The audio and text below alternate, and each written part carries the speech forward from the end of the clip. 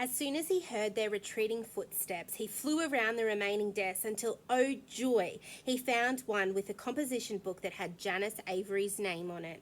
He stuffed the note on top of everything else inside the desk and raced out to the boys' room, where he hid in one of the stalls until the bell rang to go to homeroom.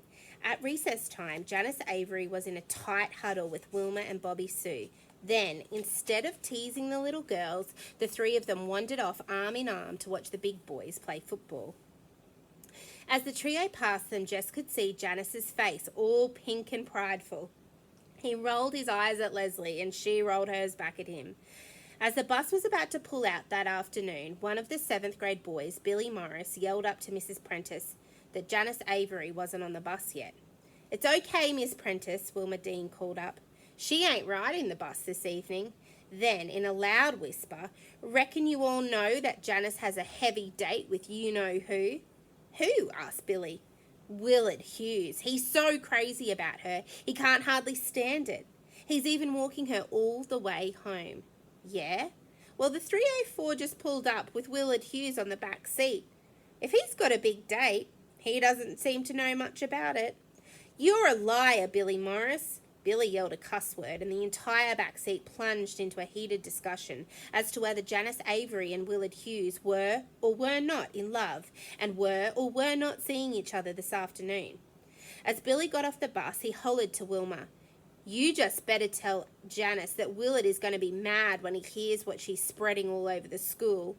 Wilma's face was crimson as she screamed out the window, "Okay, you dummy, you talk to Willard, you'll see. Just ask him about the letter, you'll see." "Poor old Janice Avery," Jess said as they sat in the castle later that afternoon. "Poor old Janice? She deserves everything and then some." "I reckon," he sighed, "but still." Leslie looked stricken. "You're not sorry we did it, are you?" He grinned.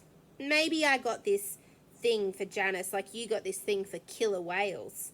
She punched him in the shoulder. "Let's go and find some giants or walking dead to fight. I'm sick of Janice Avery."